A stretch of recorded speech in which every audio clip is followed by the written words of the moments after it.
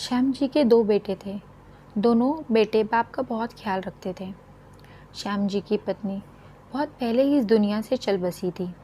श्याम जी ने बच्चों की देखभाल बहुत अच्छे से की थी। नयन और नमन बाप का बहुत ख्याल रखते थे। नयन की शादी हो गई थी। नयन की पत्नी सीमा बहुत ही चालाक किस्म की औरत थी।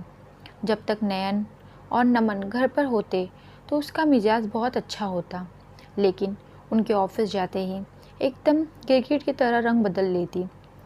आज जब दोनों बेटे ऑफिस के लिए जल्दी में निकलते हैं तो श्याम जी ने आज हिचकिचाते हुए टोक लिया। हाँ पापा बोलिए, कुछ चाहिए क्या? नमन रुक गया और नयन निकल गया। वो मेरे जूते फट गए हैं। अरे पापा तो नए ले आओ। सीमा भाभी आज पापा के लिए नए जूते ले आइएगा। अपनी भाभी सीमा को आवाज़ लगाते हुए नमन बोला।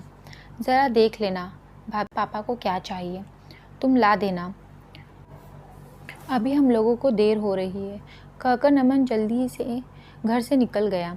नमन और नयन के घर से निकलते ही सीमा ने कड़ी नज़रों से अपने ससुर की तरफ देखा।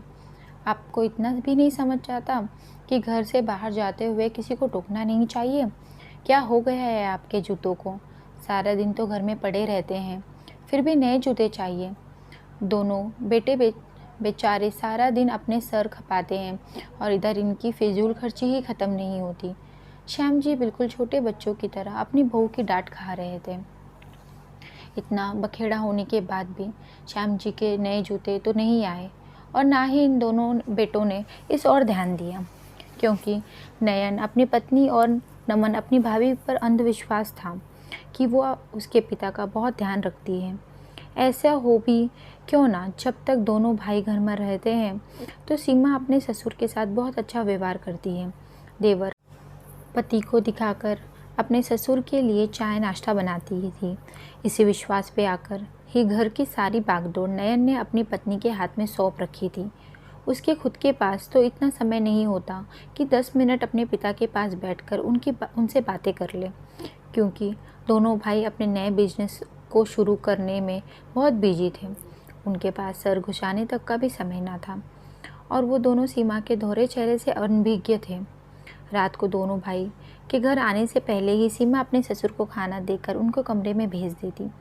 कभी कभी नयन या नमन पूछते कि पापा ने खाना खा लिया, तो सीमा कहती हाँ हाँ, तो फिर अच्छे से नींद नहीं आती ना, इसलिए वो जल्दी खाना खा लेते हैं, फिर उन्हें दवाइयाँ भी तो लेनी होती है।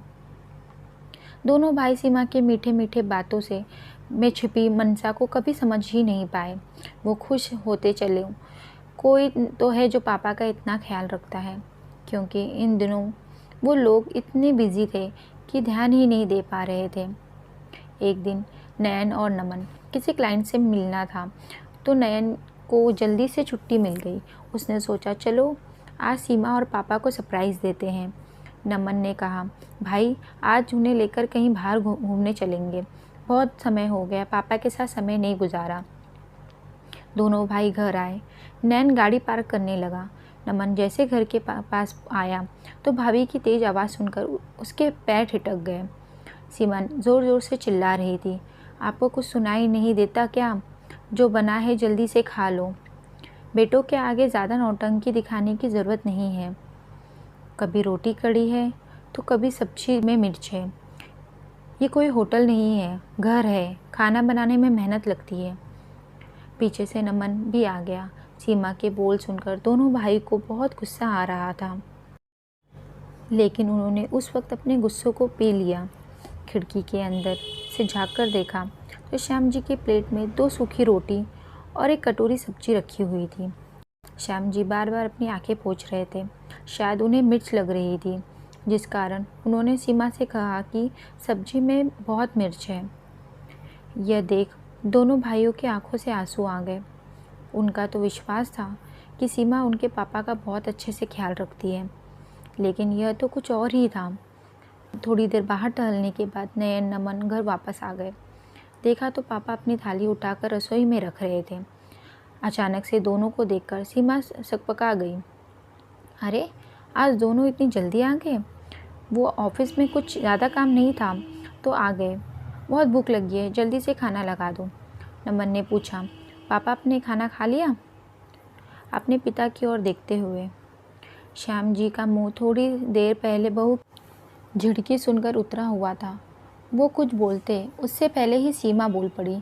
हाँ हाँ देवर जी, पिताजी ने अभी खाना खाया। मैं उनके लिए बस दूध बना रही थी। पिताजी आप कमरे में जाइए, मैं दूध लेकर आती हूँ। और आप दोनों हाथ धोकर बैठिए, मैं खाना लगाती हूँ। फटाफट दोनों की थाली लगाने लगी।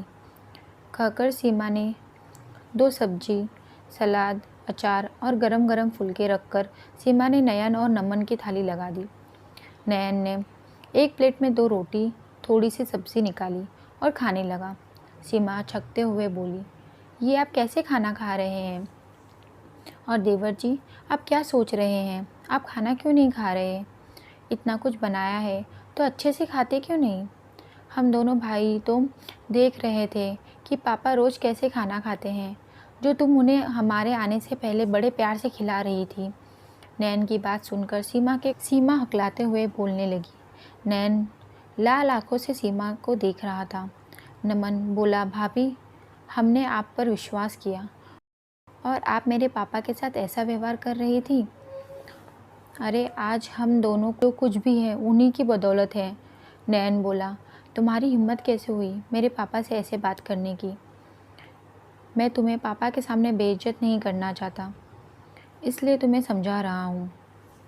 आज के बाद पापा रोज़ हमारे साथ ही खाना खाएंगे। दरअसल गलती हम दोनों भाइयों की ही है, जो हमने पापा को थोड़ा सा समय भी नहीं दे पाए।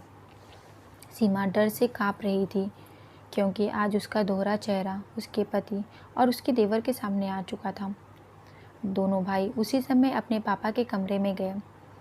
उनका हाथ अपने हाथ में लेकर बोले, पापा, आप हमें माफ़ कर दीजिए।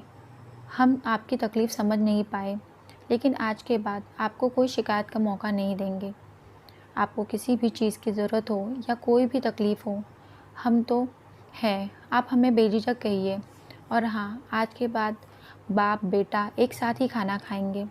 श्याम जी भीगी पलकों से अपने बेटों के सर पर हाथ फेरते रहे। सीमा अपनी गर्दन झुकाई पर पछता रही थी और सोच रही थी कि कैसे अपने पति और देवर की नज़रों में वो फिर से सर उठा पाएगी। वो इतना कैसे गिर गई? क्या उनकी जगह मेरे पिताजी होते तो मैं ऐसा करती? सीमा ने भी ससुर से माफ़ी मांग ली, लेकिन नयन और नमन ने दोबारा सीमा के भरोसे अपने पिता को नहीं छोड़ा। अब वो समय निकाल कर खुद अपने पिता का ध्यान रखते थे, क्योंकि एक बार भरोसा टूट गया था। अब दोबारा वो ऐसा नहीं करना चाहते थे। श्याम जी को अब हर समय ताज़ा खाना मिलता। बेटे भी बहुत ख्याल रखते उनके पिता का। श्याम जी अब बहुत खुश रहते थे। 2 इतने प्यारे बच्चे दिए थे भगवान ने उसे। भगवान से हमेशा प्रार्थना करते थे। अगर आपको हमारी ये कहानी अच्छी लगी हो तो हमें कमेंट कर ज़रूर बताएं और हमारे वीडियो को लाइक करें और चैनल को सब्सक्राइब करें। धन्यवाद।